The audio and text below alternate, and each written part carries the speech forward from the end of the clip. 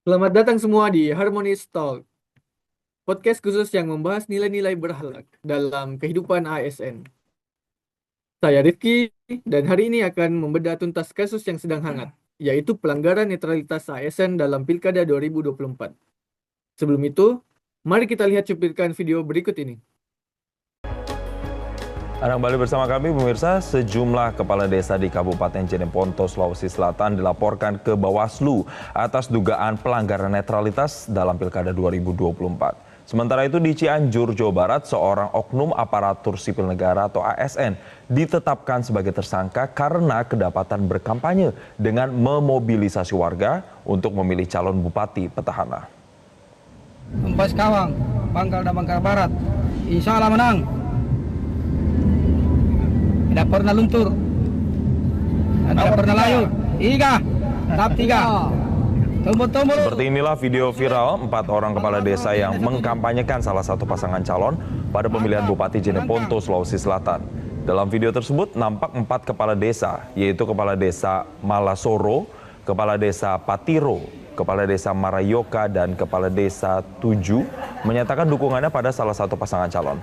Akibatnya keempat kepala desa tersebut dilaporkan ke kantor Bawaslu setempat atas dugaan pelanggaran netralitas ASN. Atas laporan ini, pihak Bawaslu Kabupaten Jeneponto akan menindaklanjutinya dengan memeriksa barang bukti rekaman, memanggil saksi, serta memanggil keempat kepala desa tersebut.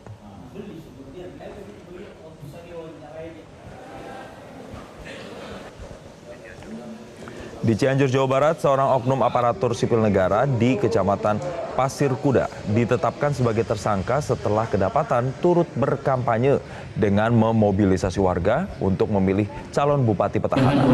Oknum ASN berinisial D yang menjabat sebagai Kasih Trantip dan Kesra di Kecamatan Pasir Kuda tersebut berkampanye melalui majelis taklim di sela-sela kegiatan keagamaan hingga videonya tersebar di media sosial. Atas perbuatannya, pelaku terancam hukuman hingga 6 bulan penjara.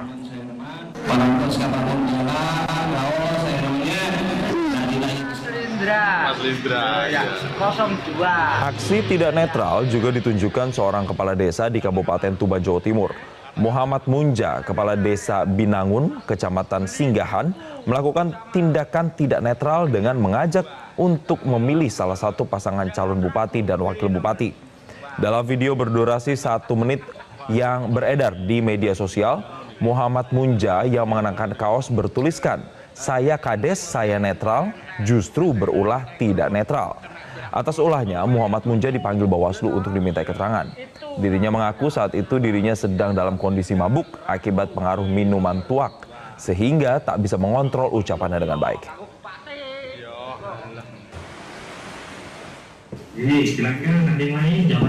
Di Kabupaten Majene, Sulawesi Barat, sebanyak 27 ASN tengah diproses oleh Bawaslu atas dugaan pelanggaran netralitas. Ketua Bawaslu Majene, Sofian Ali, mengatakan dari 27 kasus tersebut, 19 diantaranya telah direkomendasikan ke Badan Kepegawaian Negara atau BKN untuk pemberian sanksi jika terbukti melanggar. Sementara 8 kasus lainnya masih dalam proses perampungan administrasi sebelum direkomendasikan ke BKN. Sofian Ali juga menambahkan, angka pelanggaran netralitas ASN di Majene meningkat tajam jika dibandingkan dengan pemilu 2024 lalu dengan 16 kasus. Baik, menarik. Silakan Pak, yang lain bisa kepala desa. Tapi kan, sebabnya apa? Saya ini seorang kepala desa. Kalau saya tidak netral, mewakili Pak Kadis. Jelajahi cara baru mendapatkan informasi. Download Metro TV Extend sekarang.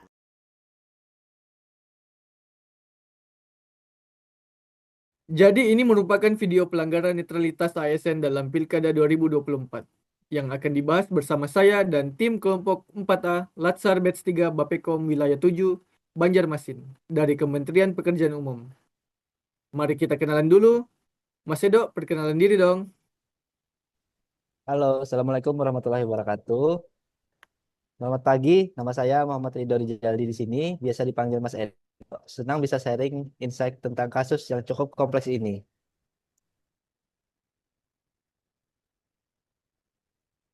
Mas Syarif, silakan. Halo, selamat pagi. Salam kenal, saya Syarif. Senang bisa sharing pengalaman dengan rekan-rekan semua. Terima kasih. Mas Syakur, Halo, silakan. selamat pagi Mas-Mas. Perkenalkan, saya Syakur. Saat ini saya akan bahas sisi strukturalnya dengan governance-nya. Terima kasih, Mas. Dan Mas Ilmi. Oke, saya Ilmi. Ayo kita bahas secara personal gimana kasus ini. Oke guys, langsung saja kita mulai. Mas Edo, bisa jelasin gambaran besar kasus pelanggaran netralitas ASN ini? Seberapa serius sih masalah ini? Jadi begini Mas Rifki, berdasarkan data KSN, ada 417 laporan dugaan pelanggaran netralitas ASN pada pemilu di tahun 2024 yang bikin concern. Di 197 ASN terbukti melanggar, itu hampir 50%. Yang lebih mengkhawatirkan lagi, 97 orang atau 53% dari yang terbukti sudah kena sanksi. Bahkan ada 12 ASN di satu daerah yang kena hukuman berat termasuk pemberhentian. Wah, angka yang cukup fantastis ya. Mas Syarif, profil ASN yang melanggar ini seperti apa sih? Profil ASN yang terlibat umumnya berasal dari instansi pemerintah daerah maupun kementerian. Mereka biasanya menduduki jabatan struktural ataupun fungsional dengan masa kerja antara 10 hingga 20 tahun. Dari sisi golongan, sebagian besar berada pada level 3C hingga 4A. Untuk kronologinya, bentuk pelanggaran antara lain menggunakan fasilitas negara untuk kampanye, memposting dukungan politik di media sosial, mengajak atau memobilisasi bawahan, bergabung dengan tim sukses, hingga menghadiri acara kampanye dengan seragam dinas. Sanksi yang diterapkan menurut data resmi KASN yaitu bervariasi 46% hukuman disiplin sedang, 1% berat, 3% ringan, 48% pelanggaran kode etik, dan untuk kasus berat dikenakan pemberhentian tidak dengan hormat. Ironis banget ya. Mas Syakur, bentuk pelanggaran seperti apa Jadi, yang betul Mas Syakur dapatkan? penjelasan. Oke, baik Mas Rifki. Jadi memang benar tadi Mas Syarif sempat menyebutkan bahwa adanya spektrum luas ya yang kita lihat bahwa dari subtle yang sampai terang-terangan, kemudian kita mulai dari pakai fasilitas negara untuk kampanye, terus ada juga postingan dukungan politik di berbagai sosial media ya untuk ASN-ASN saat ini. Dan yang paling parahnya sih sebenarnya cuma satu aja sih Mas, yaitu ada yang menghadiri kampanye menggunakan pakaian dinasnya. Itu yang sangat parah untuk sejauh ini Mas. Kita masuk ke inti pembahasan. Kelompok kita kan fokus analisis nilai harmonis. Nah, Mas Ilmi, gimana sih pelanggaran ini merusak nilai saling peduli dalam berakhlak? Oke, Mas Rifki, ini menurut saya sangat menyedihkan sih sebenarnya sebagai ASN yang melanggar ini. Mereka lupa bahwa tindakan mereka itu berdampak ke rekan kerja. Alih-alih menciptakan atmosfer yang nyaman, mereka malah memaksakan preferensi politik pribadi. Bayangin aja bawahan yang dipaksa dukung calon tertentu. Mereka jadi dilema antara prinsip pribadi dengan keamanan karir. Seperti itu, Pak. Wah, klasik case power of abuse ini ya. Mas Edo, gimana dengan aspek menghargai perbedaan dalam tanda kutip? Oh, oh iya, ini yang bikin miris Mas Rifki. Dalam demokrasi, keberagaman pilihan politik itu hak asasi yang harus dihormati. Tapi ASN dalam kasus ini justru mengabaikan prinsip pluralitas dan toleransi. Mereka gagal menunjukkan kemampuan menerima dan menghargai keberagaman perspektif politik. Padahal seharusnya keberagaman itu jadi kekuatan di lingkungan kerja yang demokratis. Mas Syarif, dari pengamatan kalian, bagaimana ini bisa merusak lingkungan yang kondusif? Yang terjadi malah sebaliknya dari yang diharapkan, Mas Rifki. Seharusnya SN jadi pemersatu yang ciptakan atmosfer kerja yang aman dan nyaman. Malah jadi pemecah belah.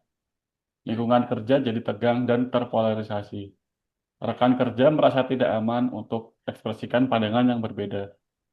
Ada 5 manifestasi konkret yang kami identifikasi.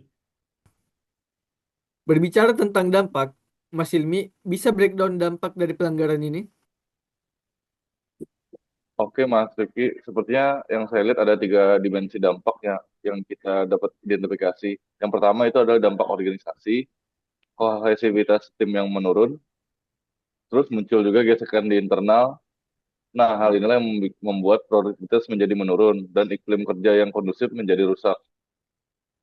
Nah, selanjutnya yang kedua ada dampak personal yang parah banget sih. Bawahan jadi stres dan tegang, menjadikan hilang rasa aman di tempat kerja. Nah, yang ketiga ini ada dampak institusional yang paling berbahaya, yaitu reputasi Kementerian PU yang rusak. Ini akan membuat kepercayaan publik yang hilang dan prinsip good government dilanggar, dan citra ASN yang profesional menurun. Efek domino, efek domino yang luar biasa ya. Dari satu tindakan bisa berdampak sebegitu luasnya. Sekarang masuk ke bagian yang paling ditunggu, yaitu solusi. Kelompok kalian kan punya 15 gagasan alternatif yang dibagi dalam 4 fase. Mas Syakur, mulai dari immediate respon dulu deh. Ya, betul Mas Rifki. Jadi ada 4 fase. Fase pertama ini terkait urgent yang 0 sampai 3 bulan. Ada 3 pendekatan sih yang saat ini yang kita lakukan. Yang pertama adalah krisis manajemen. Artinya apa? Dengan tim khusus penanganan krisis, kita pisahkan untuk ASN pelanggar. Komunikasi terbuka tentang komitmen netralitas. Dan yang kedua adalah restoratif justice. Restoratif justice ini menarik karena fokus pada pemulihan hubungan, bukan cuma hukuman. Dan yang terakhir ada fase psychological support system. Dengan cara kita aktivasi employee assistance program. Seperti itu Mas Rifki. Restorative justice. Menarik banget ini. Bisa explain lebih detail mungkin? Oke, Mas Rifki. Jadi beda dengan pendekatan punitif yang biasa ya. Restoratif justice ini fokus pada dialog fasilitasi, di mana antara pelanggar dengan tim kerja atau seorang ASN. Nah, kemudian kita lakukan sharing dampak tindakannya. Setelah itu, kita melakukan pengakuan kesalahan yang bermakna. Dan yang terakhir adalah kita berkomitmen bersama untuk pemulihan secara hubungan kerja. Tujuannya ini bukan healing, bukan sebagai revenge, atau terkait sekedar eh, timbal balik dalam masalah tersebut. Seperti itu. Balas dendam lah intinya. Oke, oke. Mas Syarif lanjut ke structural reform. Fase 2 ini 3 sampai 12 bulan. Pertama, redesign sistem governance internal dengan komite etika di setiap unit. Whistleblowing sistem yang aman, rotasi jabatan berkala. Kedua, teknologi based monitoring system. Ini domain yang saya ini. Kita develop aplikasi self-assessment etika, dashboard kesehatan organisasi, early warning system berbasis AI, bahkan monitoring media sosial ASN dalam batas etika dan privasi. AI untuk deteksi pelanggaran. Wow, canggih banget. Iya, Mas. Dengan pattern analysis dan predictive scoring, kita bisa intervensi dini sebelum pelanggaran terjadi. Plusnya ada collaborative governance model yang transformasi dari top sampai ke down ke collaborative decision making.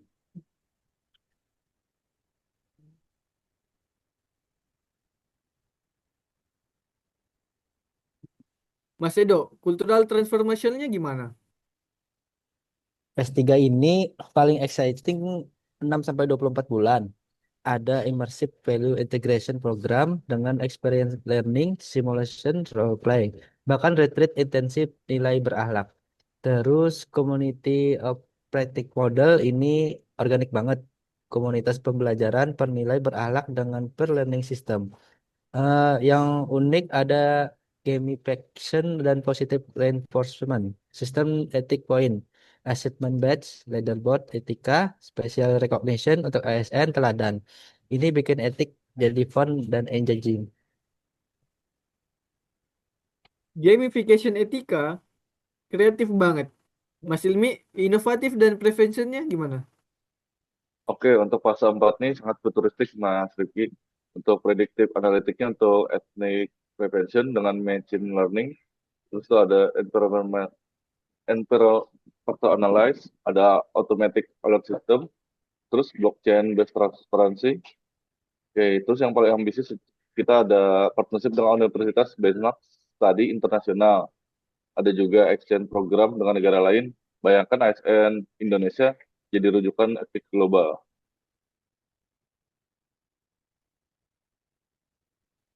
Wah, visinya besar banget ya, Mas Syakur.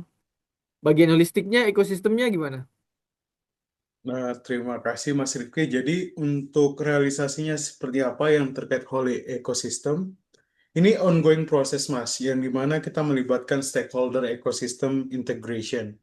Nah, civil society monitoringnya ini, academic partnership, sama citizen participationnya ini merupakan pelibatan dalam stakeholdernya. Nah, terkait Adaptive Learning Management Organization, ini modal dengan continuous improvement process, dan yang paling meaningful ini intergenerational ethics legacy program. Artinya apa? Kita bayangin sebagai seorang ASN, jadi ethics ambassador kan, ada scholarship ethics untuk studi lanjutan, terus kita ada research grants. Artinya apa? Untuk inovasi compliance sampai di mana kita mencapai di ethics half of fame. Ini berupa aspirasi generasi untuk generasi mendatang saat ini. Mas Edo, prioritas implementasinya gimana? Oke, kita bagi ada 4 fase. Fase pertama yaitu urgent 0 sampai 3 bulan, fokus krisis manajemen, restoratif justice, psychological support. Ya. Terus phase 2 important 3 sampai 12 bulan, structural reform and technology integration. Phase 3 strategic 12 bulan, cultural transformation and innovation prevention. Phase terakhir yaitu legacy ongoing untuk adaptive learning dan intergenerational program. Sekarang real talk-nya nih guys. Tiap solusi pasti ada trade-off-nya. Mas Syarif, challenge terbesar apa sih? Honestly, resistensi internal bakal jadi obstacle terbesar. Krisis manajemen bisa dianggap overreaction. Restoratif, justice, mungkin dianggap terlalu lunak. Teknologi based solution butuh investasi besar dan ada isu privasi.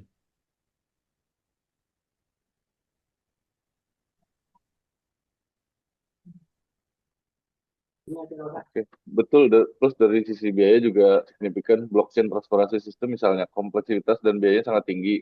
Prediktif, analitik, rawan, false positif. Gamification bisa dimanipulasi atau justru ganggu teamwork. Mas Syakur, bagaimana balance antara idealisme dan pragmatisme? Oke Mas Rifki, jadi key of the past implementation-nya itu kita mulai dari yang urgent, kemudian yang achievable. Lalu kita bertahap lagi ke yang lebih ambisiusnya. Tapi kita harus menambahkan bahwa perlunya adaptasi sesuai konteks organisasi kita masing-masing atau instansi kita saat ini. Jadi nggak mungkin one size fits all. Artinya apa? Kita nggak mungkin menyatukan beberapa ukuran-ukuran yang untuk dijadikan reshaping seperti itu. Mas Edo, bagaimana kita tahu program ini akan berhasil? Ada 5 kunci sukses indikatornya yaitu pertama penurunan laporan pelanggaran netralitas target 50% dalam 2 tahun. Terus peningkatan employee satisfaction skornya targetnya di atas 80%. Improvement ethic compliance rate targetnya di atas 95%. Terus reduction conflict internal incident targetnya di 70%. Serta public trust index improvement lewat survei tahunan. Konkret dan terukur. Saya suka. Mas Ilmi, promoting harmonious culture-nya gimana? Oke, ada program jangka panjang yang fun sih. Ada Harmony Award buat tim yang paling harmonis, body system, mentor lintas bagian, cultural event, perayaan keberagaman budaya. Terus ada kegiatan konkret seperti monthly sharing pengalaman positif, cross fungsional, project, lunch, and learn, diskusi informal, sampai volunteer program kegiatan sosial bersama. Sebelum wrap up, Mas Syarif, apa lesson learned terbesar dari analisis ini?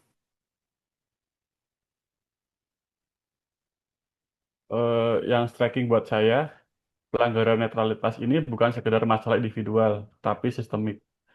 ASN senior dengan pengalaman 10 sampai 20 tahun melanggar, artinya ada gap dalam internalisasi nilai. Kita butuh pendekatan yang komprehensif, nggak bisa piecemeal. Ya, izin menambahkan Mas Syarif. Jadi nilai harmonis ini juga bukan cuma slogan ya. Ketika kita melanggar, dampaknya ini escape ke semua aspek organisasi atau instansi kita. Makanya solusinya juga harus holistik dari immediate response sampai legacy programnya. Seperti itu. Iya, saya setuju dengan Mas Arif dan Mas Sakur. Yang bikin optimis juga kita punya roadmap yang jelas dari krisis manajemen sampai jadi world class ethical standard. Kuncinya konsistensi dan komitmen jangka panjang. Oke, dan yang paling penting ini bukan tanggung jawab seorang individu saja, tapi ini tanggung jawab bersama. Semua stakeholder harus berperan aktif. Guys, sebelum kita tutup, ada pesan khusus buat ASN yang dengar podcast ini? Pesan dari saya yaitu netralitas ASN bukan batasan, tapi kekuatan. Ketika kita netral, kita jadi terus public servant yang bisa melayani semua warga tanpa diskriminasi. Teknologi bisa membantu, tapi yang utama tetap mindset dan culture. Mari kita embrace digital transformating untuk good governance. Oke, kalau dari saya pribadi, struktur organisasi kita harus evolve, harus kita kembangkan. Bahwa dari hierarkis yang kaku, itu akan menjadi ke kolaboratif. Dan tentunya kita harus mengadaptasi diri. Selain itu, change is inevitable. Artinya apa? Perubahan itu tidak ada yang perlu kita sadari. Tapi kita bisa men-shape, kita bisa mengeneralisasikan, kita bisa menstrukturkan dari beberapa arah-arah tujuannya kemana sih seperti itu. Oke, dan juga yang terpenting kita jaga keharmonisan di tempat kita bekerja. Setiap ASN punya peran dalam menciptakan lingkungan yang kondusif dan saling menghargai. Perfect. Terima kasih tim kelompok 4A yang sudah sharing insight luar biasa. Buat listener, ingat bahwa nilai harmonis dalam berakhlak bukan cuma teori, tapi praktik nyata yang harus kita wujudkan setiap hari. Sampai jumpa di episode selanjutnya dalam Harmonis Talk. Keep being ethical, keep being professional, keep being harmonis. Terima kasih banyak Mas Rifki, Mas-mas yang lain. Oh iya, buat yang mau tahu lebih detail tentang 15 gagasan alternatif yang kita bahas tadi, semua ada di report lengkap kelompok ini. Dan remember, change start with each other of us. One of us. Terima kasih banyak Mas Rifki, Terima kasih mas-mas yang banyak Mas lain. Rifki, Mas Makasih banyak Sakur, mas-masnya. Mas Rido, Mas Ilmi. Alhamdulillah. Alhamdulillah. Thank you semua, thank you. Alhamdulillah. Jahe, jahe, Selesai jahe. kita Jahe. Terima dua. kasih semua, makasih. Jahe, Jahe. jahe, jahe. Hidup jahe. Besok jahe, pasti Besok jahe. jahe besok. Besok.